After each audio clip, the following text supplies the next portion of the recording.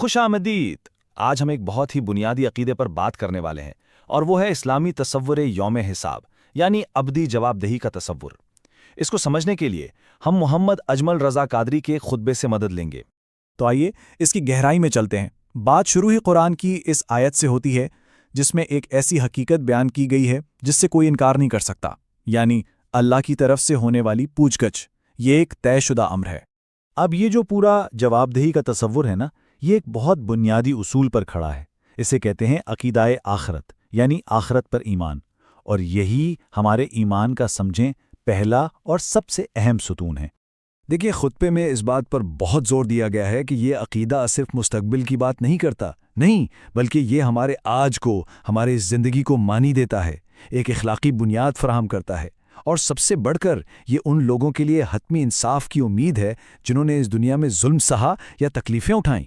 اچھا، اس عقیدے کو اور گہرائی سے سمجھنے کے لیے خطبے میں ایک مرکزی خیال پیش کیا گیا ہے، وہ ہے اس دنیا اور آخرت کے بیچ کا فرق۔ ایک طرف یہ ہماری عارضی دنیا ہے اور دوسری طرف وہ ابدی حقیقت ہے۔ تو ہوتا یہ ہے کہ دنیا کی چیزیں جیسے دولت، بڑا عہدہ، طاقت، یہ سب ایسی کشش رکھتی ہیں کہ انسان اپنے اصل مقصد کو، اپنی منزل کو ہی بھول جاتا ہے۔ یہ مثال اللہ کے نزدیک دنیا کی حقیقت کو بالکل کھول کر سامنے رکھ دیتی ہے، اور اسی سے جڑی ایک اور بات بھی کہی جاتی ہے کہ اگر اللہ کی نظر میں اس دنیا کی قیمت ایک مچھر کے پر جتنی بھی ہوتی نا، تو وہ کسی منکر کو یہاں سے پانی کا ایک گھونٹ بھی نہ پینے دیتا۔ تو ٹھیک ہے، یہ تو طے ہو گیا کہ جواب دہی یقینی ہے، لیکن پھر سوال یہ اٹھتا ہے کہ یہ پوچھ گچھ ہوگی کیسی، اس کا طریقہ کیا ہوگا؟ اس سلسلے میں ایک روایت کا ذکر کیا جاتا ہے جس کے مطابق کوئی بھی شخص اپنی جگہ سے ایک قدم بھی آگے نہیں بڑھا سکے گا جب تک کہ اس سے یہ 5 خاص سوال نہ پوچھ لیے جائیں۔ اور یہاں سب سے دلچسپ بات کیا ہے؟ بات صرف یہ نہیں ہے کہ کیا حاصل کیا، نہیں، اصل سوال یہ ہے کہ جو ملا اسے استعمال کیسے کیا۔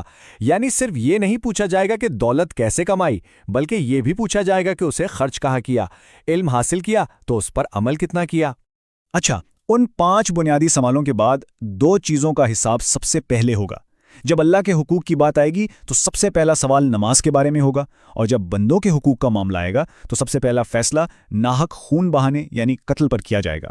اب اتنی سخت جانچ پڑتال کی بات سن کر دل میں ایک خوف تو پیدا ہوتا ہے، لیکن اسی خطبے میں آگے ایک امید کا پیغام بھی ہے، ایک راستہ دکھایا گیا ہے کہ کس طرح یہ حساب آسان ہو سکتا ہے۔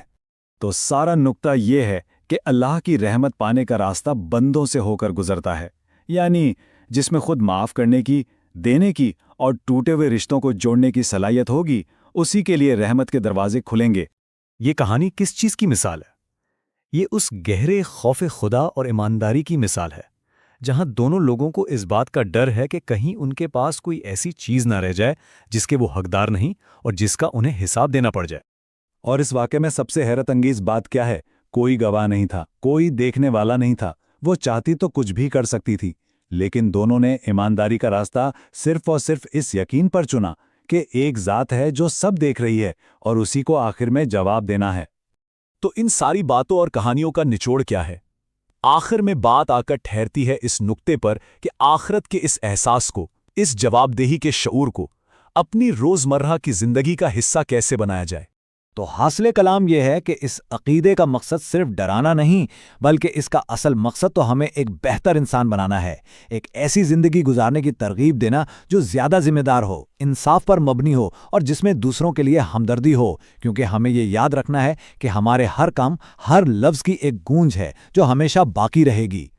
یہ آیت سمجھیں پورے پیغام کا خلاصہ ہے کہ ہر شخص کو یہ دیکھنا چاہیے کہ اس نے اپنے کل کے لیے، یعنی آنے والی زندگی کے لیے آگے کیا بھیجا ہے۔ یہ بالکل ایسا ہی ہے جیسے کوئی اپنے مستقبل کے لیے پیسے یا وسائل جمع کرتا ہے، بس یہاں کرنسی نیک اعمال ہیں۔ اور آخر میں یہ پورا تصور ایک سوال بن کر ہمارے سامنے کھڑا ہو جاتا ہے، ایک بہت ہی ذاتی سوال جس پر ہم سب کو غور کرنا ہے کہ ہم اپنی آخرت کے لیے آگے کیا بھیج رہے ہیں، ہمارے اعمال کی میراث کیسی ہوگی۔